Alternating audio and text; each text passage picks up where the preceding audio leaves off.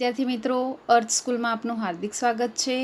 આજે આપણે ધોરણ 8 સંસ્કૃત વિષય એમાં 9મો પાઠ જેનું નામ છે ભાષા સજ્જતા, જે સંપૂર્ણ વ્યાકરણ આધારિત પાઠ છે.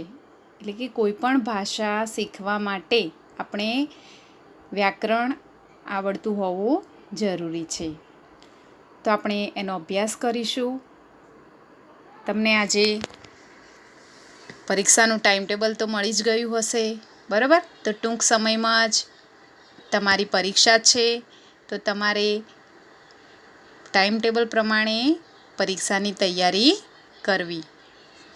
તો આજે આપણે જે પણ પાઠ શીખીએ છીએ તે વ્યાકરણ આધારિત છે, તો તમારે ધ્યાનપૂર્વક આ વિડીયોને સમજવાનો છે.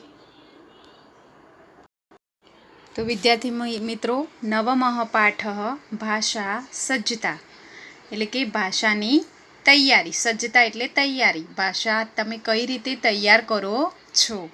તમને ભાષા બોલતા શીખવા માટે વ્યાકરણ આવડવું જરૂરી છે. તો આપણે અહીં સંસ્કૃત ભાષાના અભ્યાસ માટેની કેટલીક સમજ વિકસાવવાનો પ્રયાસ કરીએ. તો અહીં તમારા પાઠ્યપુસ્તકમાં જુઓ, તમે તમારે પાઠ્યપુસ્તક પાસે જ ખુલ્લું રાખવાનું છે.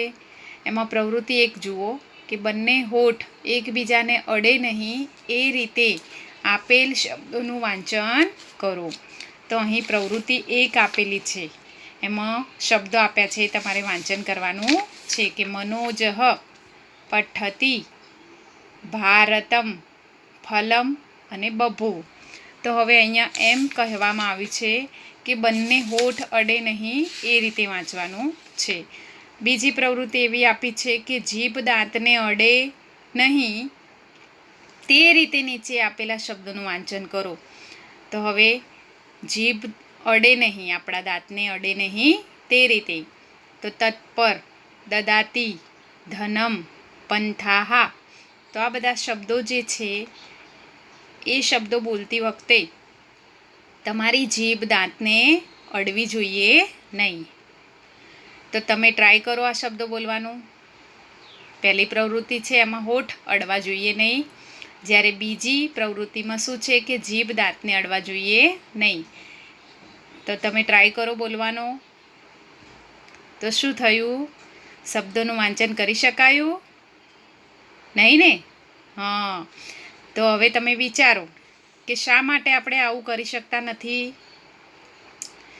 તો આપણે એ બોલવું અશક્ય છે, કારણ કે આપણે જીભને અડાડ્યા વગર, જીભ દાંતને અડે નહીં તે રીતે આ શબ્દો આપણે બોલી શકતા નથી.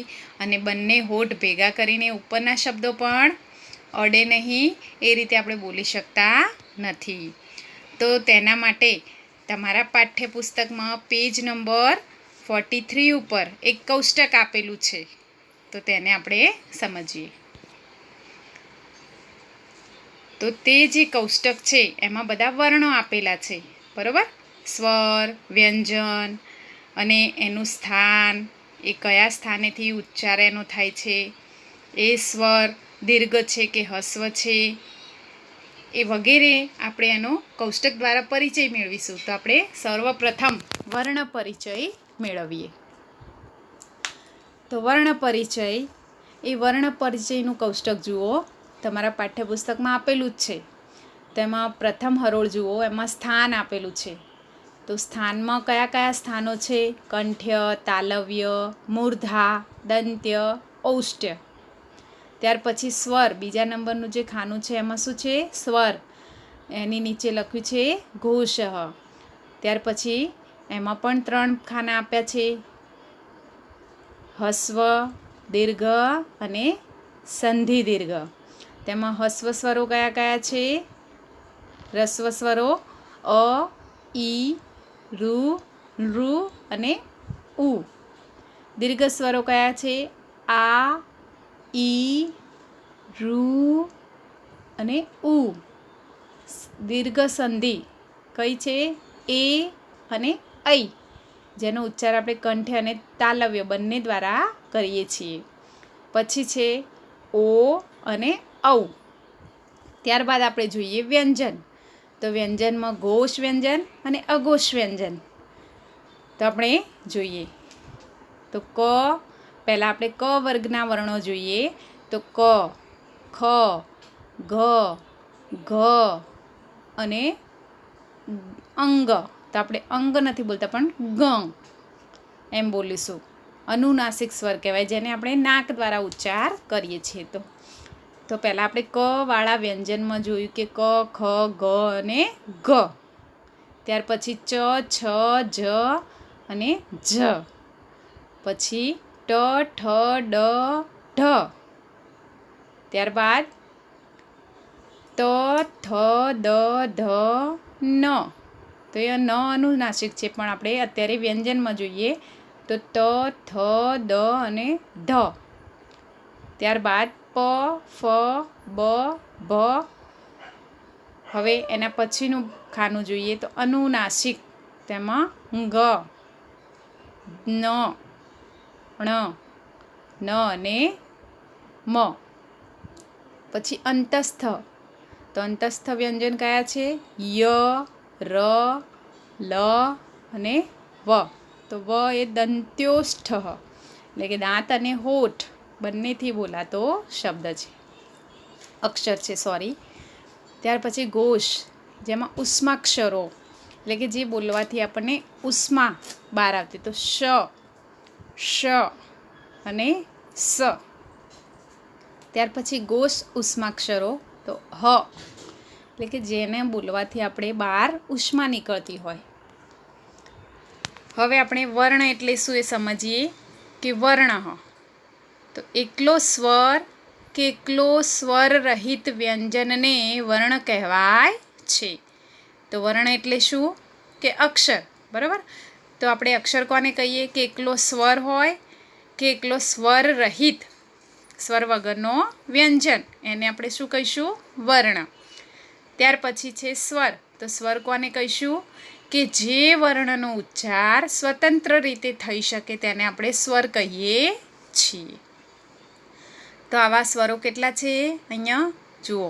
અ, આ, ઈ, ઉ, ઋ, ઋ, લૃ, એ, ઐ, ઓ, ઔ. તો 13 સ્વરો છે આપણા સંસ્કૃતમાં.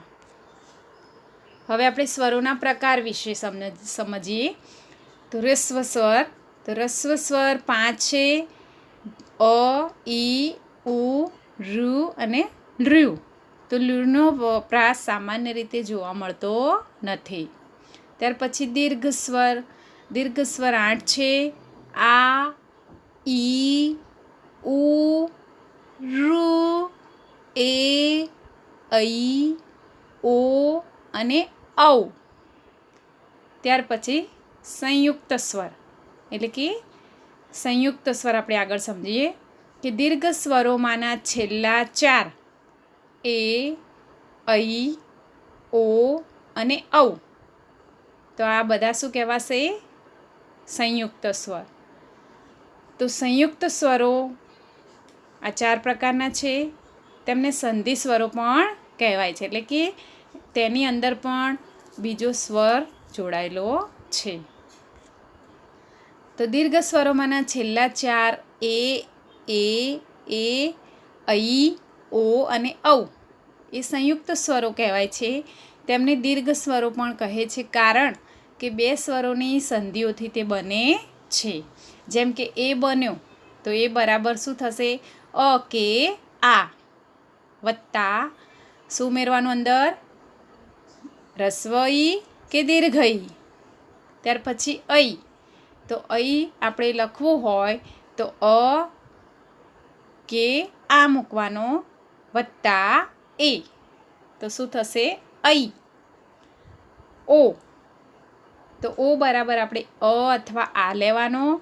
ત્યાર પછી અંદર ઉ, રસ્વ ઉ કે દીર્ઘ ઉ મૂકવાનો.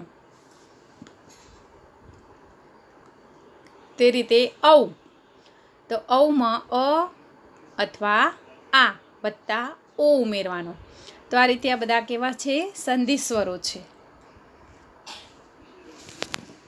હવે આપણે વ્યંજનના પ્રકારો જોઈશું.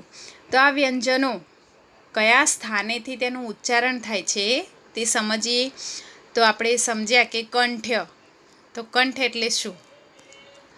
તો જે વર્ણોનું ઉચ્ચારણ ગળામાંથી થાય તેને કંઠ્ય વર્ણો કહે છે. જેમ કે ક વર્ગ. તો એમાં કયા કયા? ક, ખ, ગ, ગ ને અંગ. ત્યાર પછી જે તાલવ્ય છે.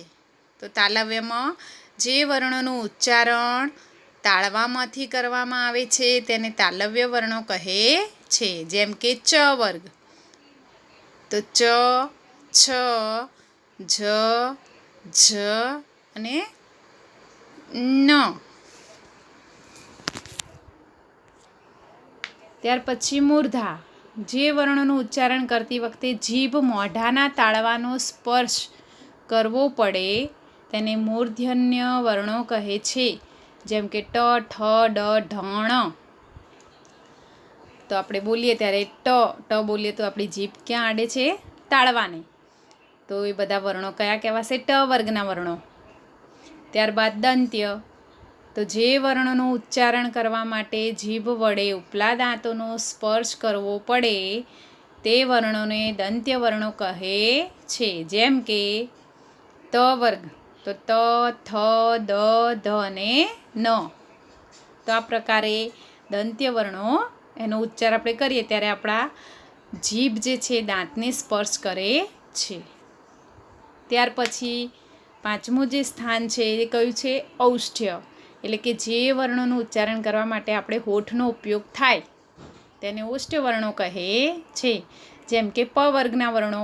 તો પ, ફ, બ, ભ, મ. તો આ વર્ણોને આપણે કૂચું ટૂટું, કૂચું ટૂ પુ એ પણ કહેવામાં આવે છે સંસ્કૃતમાં. બરાબર. તો આ રીતે વર્ણોના 5 પ્રકાર છે. એટલે કે કૂચું, ટૂ પુ મતલબ કે ક વર્ગ, ચ વર્ગ, ટ વર્ગ, ત વર્ગ અને પ વર્ગ. એટલે કે એની અંદર આવેલા અક્ષરો. ક વર્ગ કહીએ એટલે ક, ખ, ગ, ગ, ચ. સોરી, ક, ખ, ગ, ઘ અને અંગ. આ 5 અક્ષરોનો સમાવેશ થાય. ચ વર્ગ કહીએ તો શું આવશે? ચ, છ, જ, જ, ય. પછી ટ વર્ગ કહીએ તો શું આવશે? ટ, ઠ, ડ, ઢ, ણ. ત વર્ગ કહીએ તો શું આવશે? ત, થ, દ, ધ, ન. અને પ વર્ગ કહીએ તો શું આવશે? પ, ફ, બ, ભ, મ. આ રીતે તમારે આપણે વર્ણ પરિચય પ્રાપ્ત કર્યો.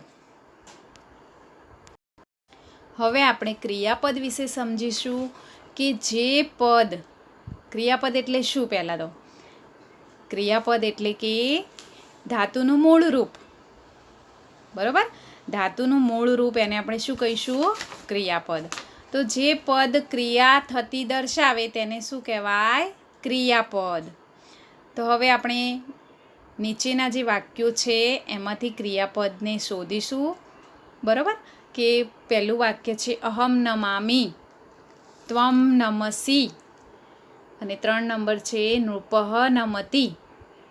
તો ઉપરના વાક્યોમાં ત્રણેય ક્રિયાપદો નમવાની એક સરખી ક્રિયા દર્શાવે છે. પહેલા વાક્યમાં ક્રિયાનો કર્તા અહમ એ પહેલો પુરુષ છે. એટલે કે અહમ નમામિ, હું નમન કરું છું. બીજા વાક્યમાં ક્રિયાનો કર્તા ત્વમ એ બીજો પુરુષ છે. એટલે કે તું નમન કરે છે. ત્રીજા વાક્યમાં ક્રિયાનો કર્તા નૃપઃ ત્રીજો પુરુષ છે. એટલે કે કોઈ ત્રીજી જ વ્યક્તિ છે કે રાજા નમન કરે છે. તો અહીંયા પુરુષ પ્રમાણે ક્રિયાપદનું રૂપ બદલાય છે. તો એ તમે સમજી ગયા. બરાબર. તો ઉપરના ત્રણેય વાક્યોમાં નમવાની જે ક્રિયા છે એક જ જેવી છે પણ રૂપ બદલાઈ જાય છે. હવે આપણે પુરુષ અને વચન વિશે માહિતી મેળવીએ. તો આપણે ગુજરાતીમાં જોયું કે 3 પુરુષ છે. પહેલો પુરુષ, બીજો પુરુષ અને ત્રીજો પુરુષ. તો એવી રીતે સંસ્કૃતમાં પણ 3 પુરુષો છે જેને આપણે સંસ્કૃતમાં શું કહીશું? ઉત્તમ પુરુષ, મધ્યમ પુરુષ અને અન્ય પુરુષ કહીએ છીએ. અને વચન કેટલા છે? 2 છે. તો એક વચન અને બહુવચન. ગુજરાતીમાં કેટલા છે? એકવચન અને બહુવચન, 2 વચનો છે. જ્યારે સંસ્કૃતમાં વચનના 3 રૂપો છે. કયા કયા? એકવચન, દ્વિવચન અને બહુવચન. હવે આપણે કોઈ પણ ભાષામાં કોઈ પણ ધાતુ અને કોઈ પણ કાળના રૂપો નીચેના 3 પુરુષવાચક સર્વનામો સાથે બોલાય છે. તો જેમ કે પુરુષ હોય તો અહીંયા એકવચન, દ્વિવચન અને બહુવચન આપીએ. પહેલો પુરુષ એટલે કે અહમ, એટલે કે આપણે પોતે. દ્વિવચનમાં આવામ, એટલે કે અમે 2. અને બહુવચનમાં શું કહીશું? વયમ, એટલે કે અમે. ત્યાર પછી બીજો પુરુષ, એમાં શું કહેવાશે? એકવચનમાં ત્વમ, દ્વિવચનમાં યુયામ, યુવામ, એટલે કે તમે 2. અને બહુવચનમાં યુયમ, એટલે તમે. ત્રીજો પુરુષ એટલે કે સહ, તે. દ્વિવચનમાં કહેવાશે તૌ, એટલે કે તે 2. અને બહુવચનમાં તે, એટલે કે તેઓ.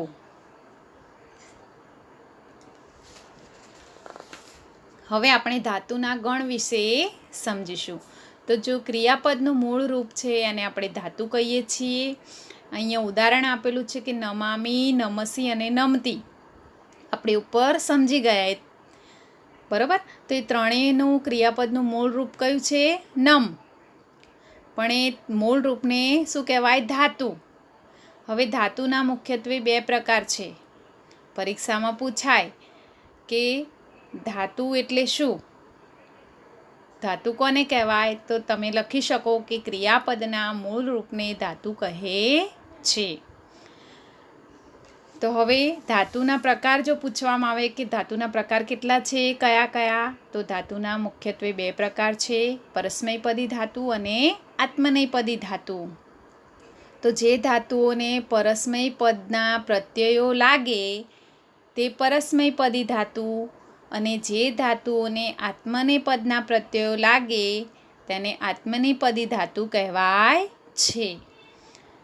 સંસ્કૃત વ્યાકરણમાં ધાતુઓના પહેલો ગણ, બીજો ગણ, ત્રીજો ગણ, ચોથો ગણ, પાંચમો ગણ, છઠ્ઠો, સાતમો, આઠમો, નવમો, 10મો એમ કુલ મળીને 10 ગણ. ગણ એટલે શું થશે?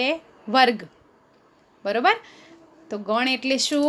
કે એને વર્ગ પાડ્યા હોય અને અલગ પાડ્યા હોય, જુદો વિભાગ બનાવ્યો હોય, એને કહેવાય ગણ. તો એવા વર્ગ પાડવામાં આવેલા છે. 1થી માંડીને 10 સુધીના એના વર્ગ છે. તો દરેક વર્ગનો ખાસ પ્રત્યય હોય છે. તો આવો ખાસ જે પ્રત્યય છે એને શું કહેવામાં આવે છે? વિકર્ણ પ્રત્યય. દરેક ગણનો એટલે કે દરેક વર્ગનો એક ખાસ પ્રત્યય હોય છે અને આ પ્રત્યયને શું કહીશું આપણે? વિકર્ણ પ્રત્યય. તેનાથી જે તે ગણના ધાતુ અન્ય ગણના ધાતુથી જુદા પાડી શકાય છે, એટલે કે એને આપણે ઓળખી શકીએ છીએ. તો હવે આપણે દાખલા તરીકે પહેલા ગણનો વિકર્ણ પ્રત્યય કયો છે? અ, બરોબર. પહેલા ગણનો જે વિકર્ણ પ્રત્યય છે એનો ખાસ પ્રત્યય એ કયો છે? અ. તે જ રીતે ચોથા ગણનો વિકર્ણ પ્રત્યય ય છે. છઠ્ઠા ગણનો વિકર્ણ પ્રત્યય અ છે. તો પહેલો ગણ અને છઠ્ઠો ગણ બંનેનો વિકર્ણ પ્રત્યય એક જ જેવો છે, અ. 10મા ગણનો વિકર્ણ પ્રત્યય અય છે. તો હવે આપણે આ રીતે પ્રત્યય તમારે યાદ રાખવાના છે. વિકર્ણ પ્રત્યય કે પહેલા ગણનો અ, ચોથાનો ય, છઠ્ઠાનો અ અને 10માનો અય. પરસ્મયપદી ધાતુઓનો આપણા પાઠ્યપુસ્તકમાં વિશેષ રૂપે ઉપયોગ થયો છે. તેથી આપણે વર્તમાન કાળના પરસ્મયપદી પ્રત્યયોના અભ્યાસથી શરૂઆત કરીએ. જુઓ, તમારા પાઠ્યપુસ્તકમાં આપેલું જ છે, બરાબર, કે વર્તમાન કાળ પરસ્મયપદીના પ્રત્યયો. તો એકવચન, દ્વિવચન અને બહુવચન એમાં ઉત્તમ પુરુષ, મધ્યમ પુરુષ અને અન્ય પુરુષ, એટલે કે પહેલો પુરુષ, બીજો પુરુષ અને ત્રીજો પુરુષ. તો આપણે એકવચનમાં પહેલો પુરુષ આપણે પોતે બોલતા હોય ત્યારે શું આવશે? મી. દ્વિવચનમાં વહ અને બહુવચનમાં મહ. બીજા પુરુષમાં એકવચનમાં સી, દ્વિવચનમાં થહ, બહુવચન થ. ત્રીજો પુરુષ એકવચન તી, દ્વિવચનમાં તહ અને બહુવચનમાં અંતિ. એટલે કે તમારે ગોખી દેવાનું છે, કડકડાટ તમને આવડવું જોઈએ. વર્તમાનકાળ પરસ્મયપદીના પ્રત્યયો તમને ઊંઘમાંથી ઉઠીને બોલાવડાવે તો પણ આવડવા જોઈએ. જેમ કે મી વહ મહ, સી થહ થ, તી તહ અંતિ. બરોબર. તો આ રીતે આપણે 9મો પાઠ ભાષા સજ્જતા એને સમજ્યા. એનો આગળનો વ્યાકરણનો જે વિભક્તિઓનો પરિચય છે એ બધું જ આપણે આગળના વિડીયોમાં સમજીશું. ઓકે. તમારે ત્યાં સુધીનું બધું વાંચન કરવાનું છે. પરીક્ષામાં અત્યારની જે પરીક્ષા લેવાશે તેમાં તો 1 થી 7 પાઠ પૂછાવાના છે. બરાબર. તો તમારે તેની જ તૈયારી કરવાની રહેશે. ત્યારબાદ તમારે આ પાઠ પુસ્તકમાંથી જોઈને વાંચવાનો છે. અને જે પણ લેખન કાર્ય મોકલવામાં આવે તે તમારે CW નોટમાં લખવાનું છે. ઓકે. પરીક્ષા માટે બધાને બેસ્ટ ઓફ લક. બધા મન કરીને ધ્યાનથી વાંચન કરજો. ઓકે. બાય.